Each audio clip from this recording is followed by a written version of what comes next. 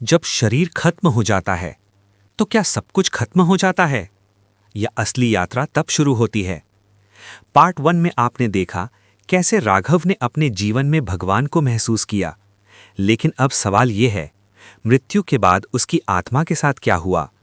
क्या सच में आत्मा भगवान से मिल जाती है या उसे फिर से जन्म लेना पड़ता है? आज की कहानी इन सभी रहस्यों को खोलने वाली है। अध्याय 1, मृत्यु के बाद पहला अनुभव। जैसे ही राघव की सांसें रुकी, उसे लगा जैसे वो गहरी नींद में जा रहा है, लेकिन अचानक उसने महसूस किया कि वो अपने शरीर के ऊपर खड़ा है। वो खुद को देख रहा था। उसका शरीर नीचे लेटा हुआ था और वो हल्का, बहुत हल्का महसूस कर रहा था। उसके चारों ओर एक अजीब सी शांति थी। कोई दर्द नहीं, कोई डर नहीं। अध्याय 2, प्रकाश का मार्ग। अचानक उसके सामने एक तेज प्रकाश प्रकट हुआ। वो प्रकाश बहुत सुंदर था, आंखों को चुभने वाला नहीं बल्कि आकर्षित करने वाला, जैसे कोई उसे बुला रहा हो। राघव उस प्रकाश की ओर बढ़ने लगा। जैसे जैसे वो आगे बढ़ता गया, उसे अपने जीवन के सारे पल याद आने लगे। हर अच्छा काम, हर गलती, सब कुछ उसके सामने चलचित्र की तरह चल रहा था। अध्याय 3, कर्मों का हिसाब। उस प्रकाश के बीच एक दिव्य आवाज गूंजी, राघव, क्या तुम अपने जीवन से संतुष्ट हो?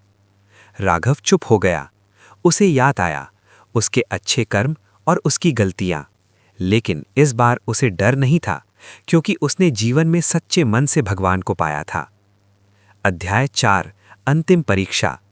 आवाज फिर आई, तुम्हारे पास एक विकल्प है, या तो तुम फिर से जन्म लेकर अधूरी इच्छाओं को पूरा करो या मेरे साथ विलीन हो जाओ।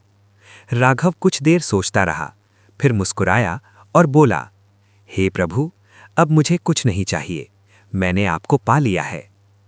जैसे ही राघव ने ये कहा, वो प्रकाश और तेज हो गया और धीरे धीरे उसकी आत्मा उस प्रकाश में समाने लगी। अब वो अलग नहीं था, वो खुद ही प्रकाश बन गया था। वो भगवान में विलीन हो चुका था। अध्याय 6, एक नया सत्य।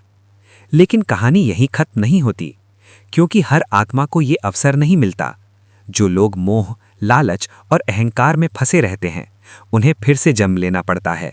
लेकिन जो अपने जीवन में ही भगवान को पा लेते हैं, उनके लिए मृत्यु अंत नहीं, एक मिलन बन जाती है। अध्याय 7, आपके लिए संदेश। ये कहानी सिर्फ राघव की नहीं है, ये हर उस इंसान की कहानी है जो इस धरती पर जन्म लेता है। सवाल ये नहीं है कि आप कब मरेंगे, सवाल ये है कि मरने से पहले आपने क्या पाया। क्या आपने सिर्फ पैसा कमाया या भगवान को भी पाया?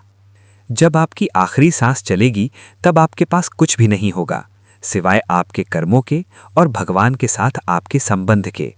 इसलिए अभी से शुरू कीजिए, अपने अंदर भगवान को खोजिए, क्योंकि मृत्यु के बाद वही मिलेगा जिसे आपने जीवन में खोजा है।